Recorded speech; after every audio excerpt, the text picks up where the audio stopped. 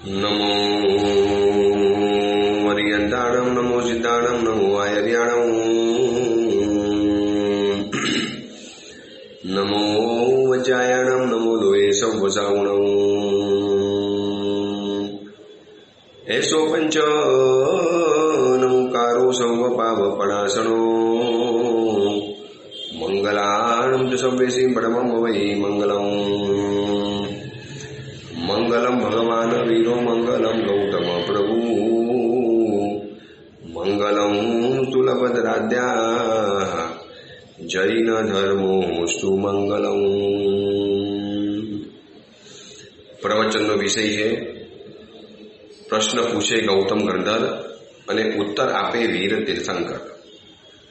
કોઈ અજ્ઞાત અને અનામી કર્તાએ બનાવેલો 64 ગાથા અને 48 પ્રશ્ન ઉત્તરથી સુશોભિત એવો આ ગૌતમ પૃચ્છા નામનો આ ગ્રંથ પરમાત્મા મહાવીરની તરફ ગુરુ ગૌતમ સ્વામીજીએ ભક્તિભાવથી જે પ્રશ્નો પૂછ્યા, પરમાત્માને સમર્પણ, પરમાત્માનું શરણ અને સદૈવ પરમાત્મા તરફ જેમ સૂર્યમુખી ફૂલ જેમ સૂર્ય તરફ નજર હોય એની જેમ સતત ને સતત પરમાત્મા મહાવીર તરફ જેમની નજર હતી એવા ગુરુ ગૌતમ સ્વામીજીએ જે એક એક સવાલો પૂછ્યા અને પ્રભુ મહાવીર પાસેથી જે એના કારણ માગ્યા, જે એના રીઝન માગ્યા, જે એના હેતુ માગ્યા કે પ્રભુ આવું ચીજ કયા કારણે થાય છે, શું કામ થાય છે, બસ આ શું કામ થાય છે ને વાય એ આપણા માટે ખૂબ જરૂરી છે।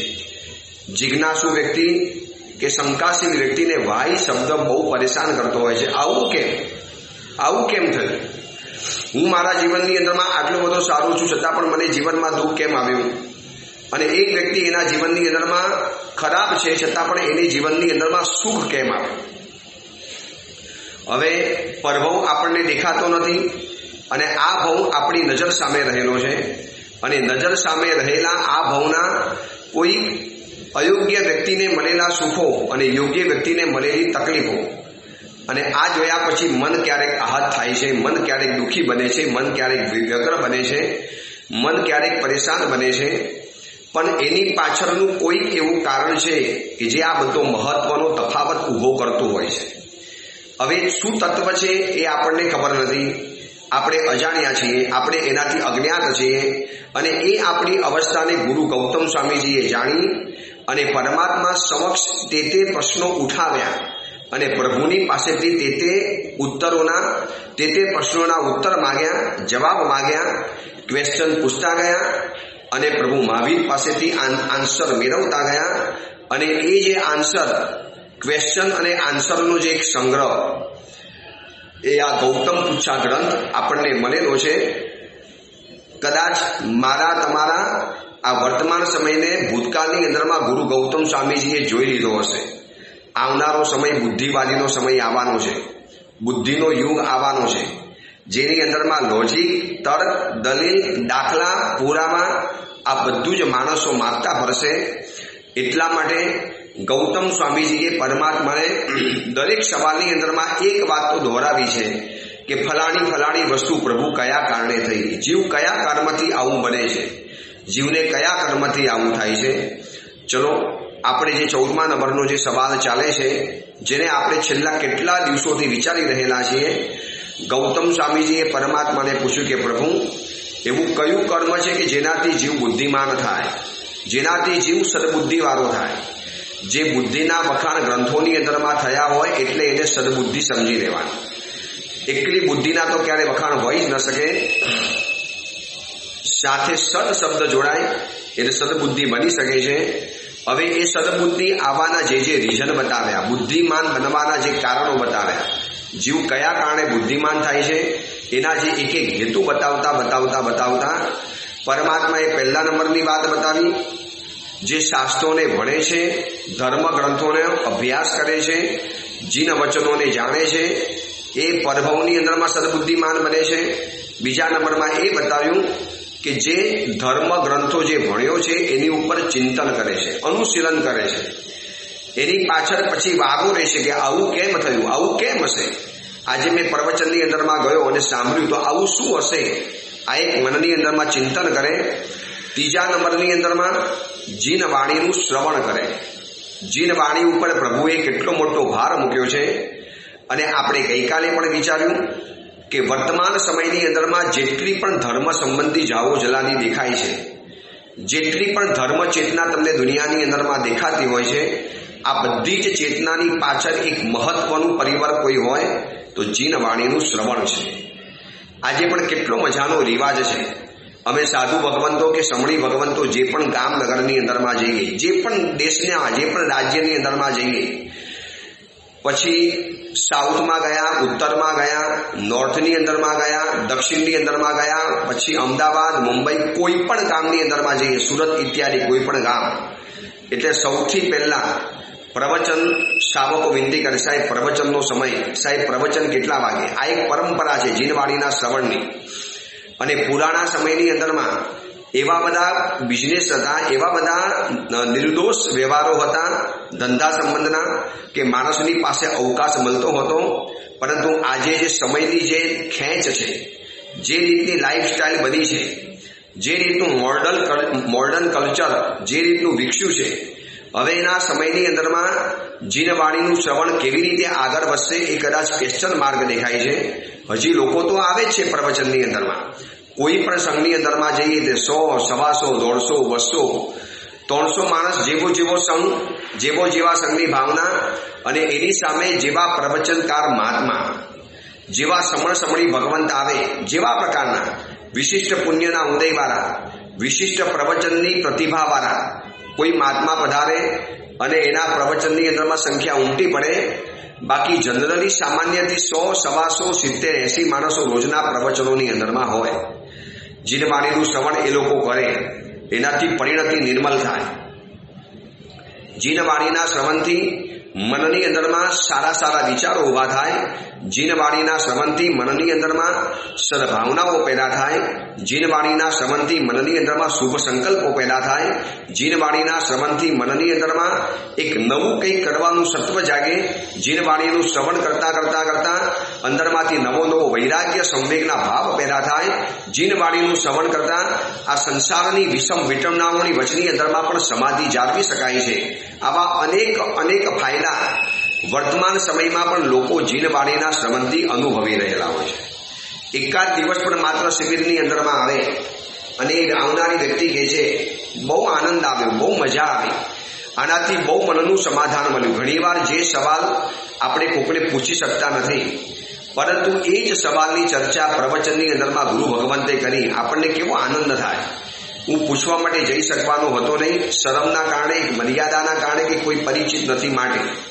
અપરિચિત મહાત્માની સાથે વાત કરતા થોડીક શરમ થાય, સંકોચ થાય, અને એ મનની મૂંઝવણ કોઈને કહી શકાતી નથી. અને એ શ્રવણ તમે પ્રવચનની અંદરમાં ગયા અને તમને એ જ દિવસે સાંભળવા માટે મળ્યું, ત્યારે મનને થાય આવું પ્રવચન હોય છે.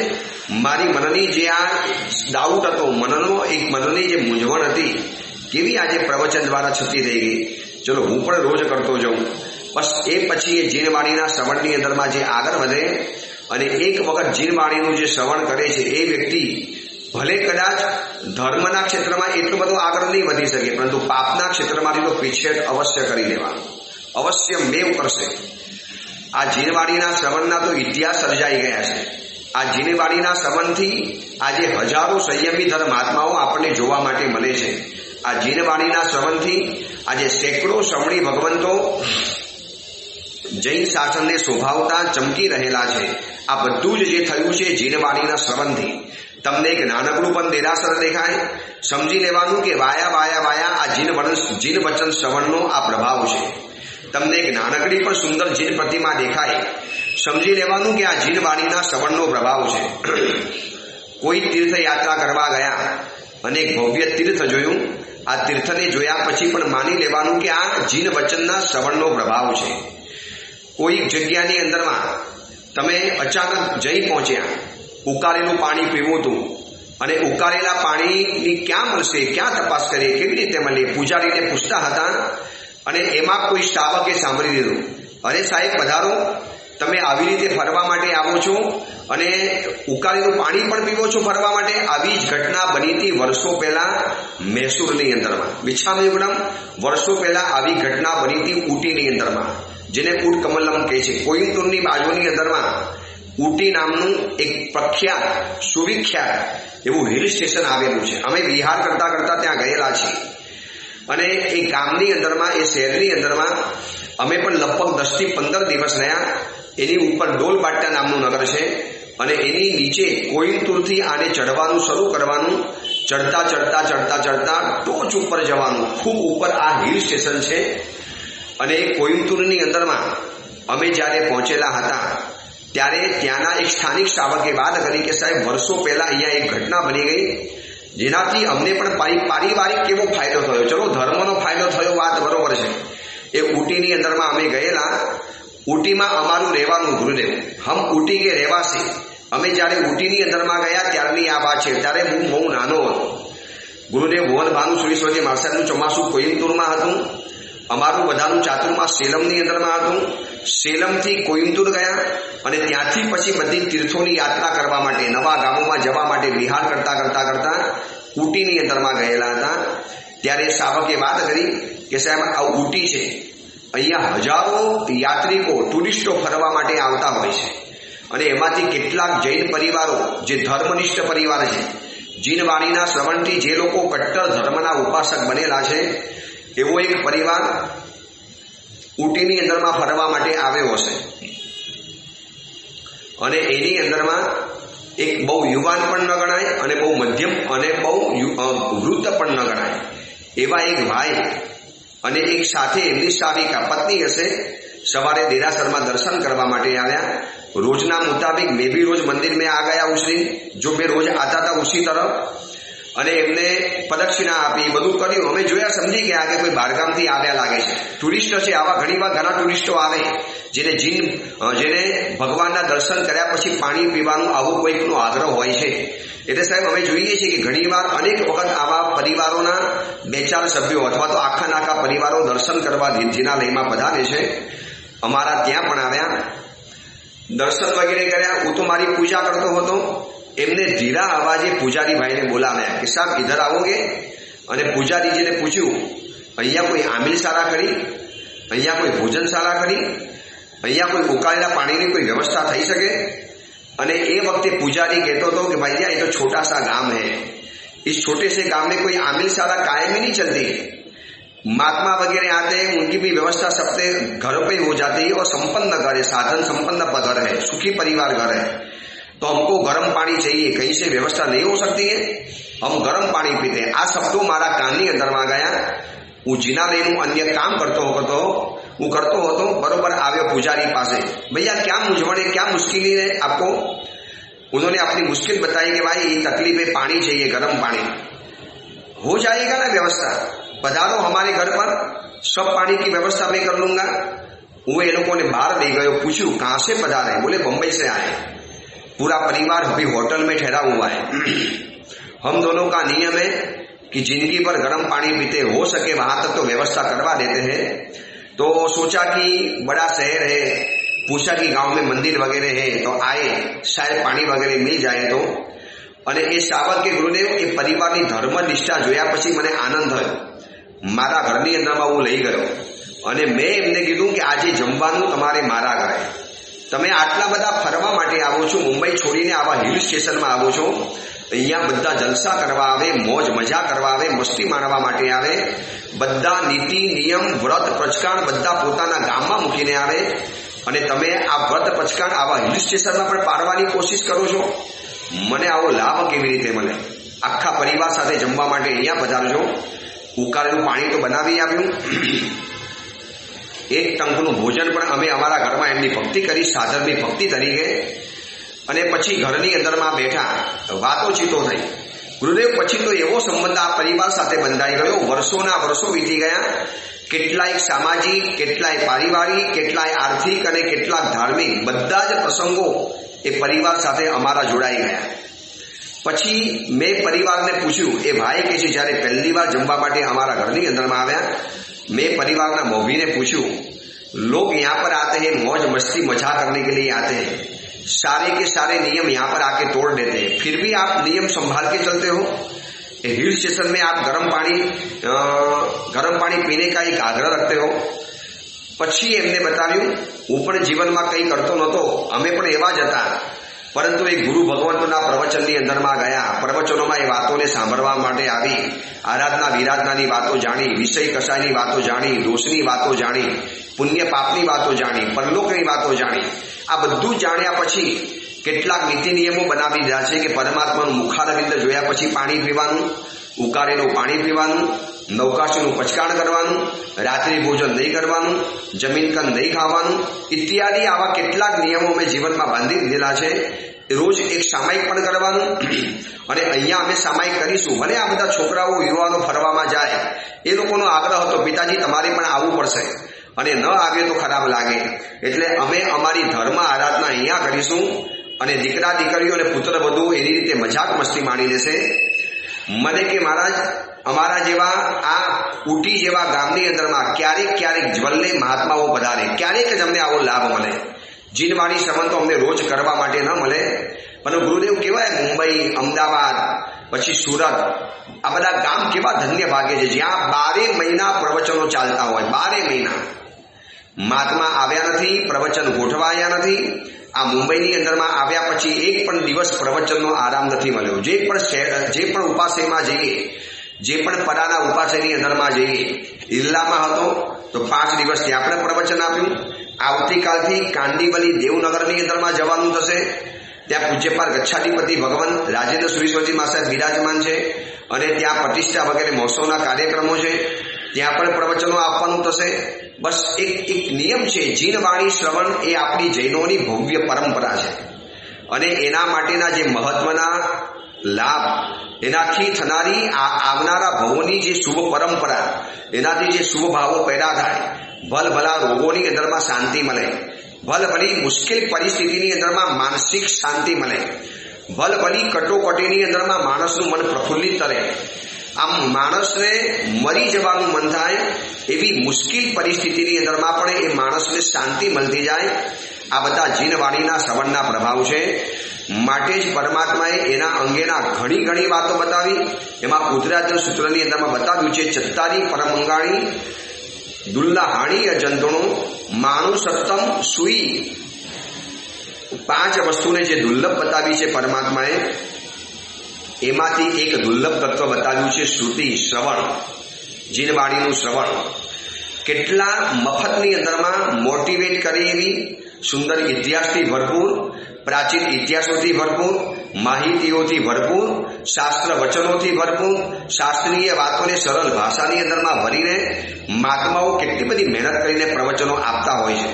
સાંભળવા માટે આવો ત્યારે ખબર પડે કે કેવો આનંદ થાય। જે લોકો વર્ષોથી પ્રવચનો સાંભળે છે એમને પૂછો કેવો આનંદ મળતો હશે, કેવી જિજ્ઞાસાઓ સંતૃપ્ત થતી હશે, કેવા મહાત્માઓ ચિંતન કરી કરી કરી અને એક નવી રીતે, નવા સ્ટ્રક્ચરમાં, નવી રીતે, નવી સિસ્ટમથી જે પ્રવચનો કરતા હોય છે। આ બધું તો જે જાણે એ સાંભળે। માટે ભગવાને કીધું છે દસવૈકાલિકની અંદરમાં, સોચા જાણઈ કલ્યાણમ, સોચા જાણઈ પાવકમ। ચલો પ્રવચનનું શ્રવણ કર્યું, જીનવાણીનું શ્રવણ કર્યું, શું ફાયદો થયો? સોચા જાણઈ કલ્યાણમ।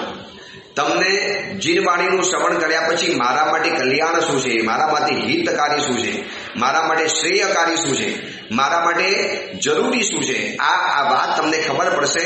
સોચા જાણઈ કલ્યાણમ, સોચા જાણઈ પાવકમ।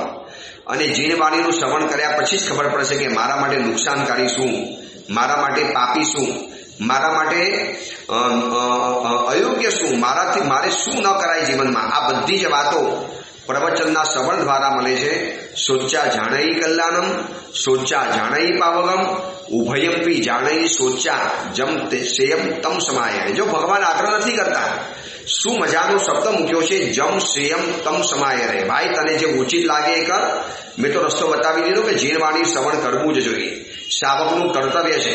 જીનેન્દ્ર પૂજા, ગૃહપતિ ઉપાસથી, સત્વાનુકંપા, સુપાત્ર દાનમ, ગુણાનુરાગ, શ્રુતિરાગમશ્ચ, આગમોનું શ્રવણ, આગમોના સ્વાધ્યાય કરતા કરતા મહાત્માઓને જે નવનીત પેદા થાય અને એ નવનીત જ્યારે સભાની સમક્ષ પ્રજા જ્યારે જૈન સંઘને વિનિયોગ કરવામાં આવે, વહેંચવાની અંદરમાં આવે, કેવા મનમાંની અંદરમાં અરમાનોના આકાશ ઉભા થઈ જાય. જીન મંદિર બનાવું, જીનાલય બનાવું, 12 વ્રત સ્વીકારી લઉં, બ્રહ્મચર્યનું વ્રત સ્વીકારી લઉં, દીકરા દીકરીને સંયમ જીવવાના માર્ગે મોકલી આપું, અથવા તો સ્વયં સંયમ જીવવાના માર્ગે જાઉં, છરીપાલી સંગ કાઢું, ઉપધાન કરાવું. આવા કેટલી જાતના મનોરથોની માલા આ પ્રવચનના શ્રવણ દ્વારા મનની અંદરમાં ઊભી થતી હોય છે. આ જીનવાણીની કમાલ છે. માટે ભગવાને કીધું કે સોચ્યા જાણઈ કલ્યાણમ, સોચ્યા જાણઈ પાવગમ, ઉભયમપી જાણઈ સોચ્યા. આ બંને વસ્તુ સાંભળીને જ ખબર પડે છે. વાંચવા કરતા સાંભળવું એ જૈન શાસનની અંદરમાં વધારે મહત્વનું છે. માટે ખબર છે, કોઈ પણ આગમની શરૂઆત થશે એટલે આગમની શરૂઆત શબ્દ એવો મૂક્યો, સુયમ મેં આવુષમ તેણમ ભગવાયા. એ આયુષ્યમાં મેં આવું સાંભળ્યું છે, મેં ભગવાન પાસેથી આવું જાણ્યું છે. સુયમ મેં આવુષમ, મેં ભગવાન પાસેથી આવું સાંભળ્યું છે. સાંભળ્યું એટલે એ પણ ભગવાનની દેશનામાં બેસતા હશે, એ પણ ભગવાનની વાતોને સાંભળતા હશે.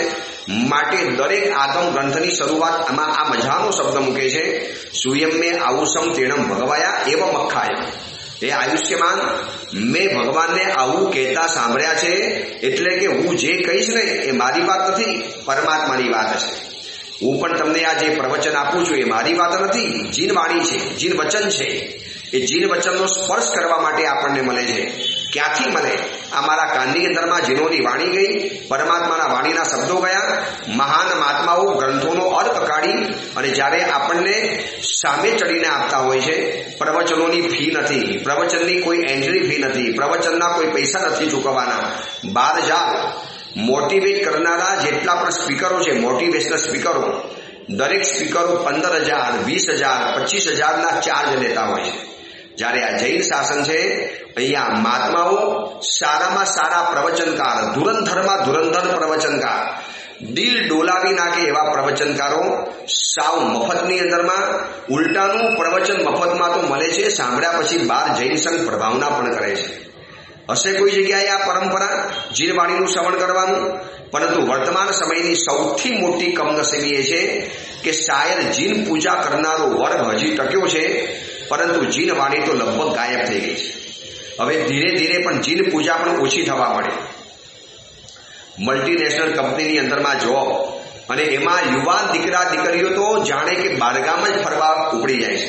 અહીંયા રહેતા જ નથી. 10મું 12મું પૂરું થયું ન થયું અને સારા માર્ક્સ આવ્યા અને કારકિર્દી ઘડવા માટે ક્યાં ને ક્યાં ફરવા જવાનું, ક્યાં ને ક્યાં એટલે ક્યાં ને ક્યાં ભણવા જાય છે. હમણાં છેલ્લા સમજો ને 10-12 દિવસથી મુંબઈની અંદરમાં આવ્યો.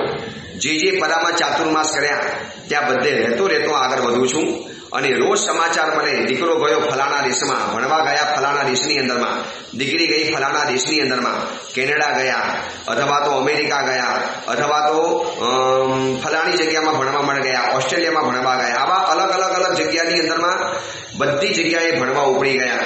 એટલે જીનવાણીનું સંબંધ તો એ દીકરા દીકરીઓ માટે દુર્લભ થઈ ગયું. એ લોકોને સિવિલ પણ ન ભાવે. એવા વિદેશની અંદરમાં જઈને રહે છે જ્યાં સાધુ પણ જોવા નથી મળતા. ત્યાં પ્રવચન થવાનું કેવી રીતે? અને ભણી ગણીને જ્યારે પાછા આવશે, મલ્ટીનેશનલ કંપનીની અંદરમાં જ્યારે જોબ કરતા થશે એટલે ત્યારે પણ સમય નથી મળવાનો. એટલે દુઃખ એ બાબતનું થાય છે કે પ્રવચન શ્રવણ નહીં કરી શકનારી આવનારી આ યુવા પેઢી આ સંસારનો સમસ્યાઓનો સામનો કેવી રીતે કરી શકશે? સંસારની વિકટ સમસ્યાઓમાં જ્યારે એની જીવનની નૌકા ફસાશે, જ્યારે એ વિકટ પ્રશ્નોની અંદરમાં જ્યારે એની જિંદગી ઉલઝાશે, જો એમાંથી એ સ્વયં માર્ગ નહીં કાઢી શકે, એ જીનવાણીના શ્રવણથી જ બચ્યા છે. અંજના સુંદરી હોય, મહાસતી ચંદનબાલા હોય, મહાસતી સીતા હોય, મહાસતી દ્રૌપદી હોય, મહાસતી નર્મદા સુંદરી હોય કે તરંગવતી સાધ્વીજી હોય કે ઋષિદત્તા હોય, જેટલા પણ મહાપુરુષો છે ને જેટલી પણ મહાસતીઓ છે, આ બધી જ જીવનની અંદરમાં આકરી પરીક્ષાઓમાંથી ગુજરી છે. આકરીમાં આકરી ભયંકર કક્ષાની પરીક્ષા એમના જીવનની અંદરમાં આવી. પણ આ બધામાંથી હેમખેમ કેવી રીતે બહાર નીકળ્યા?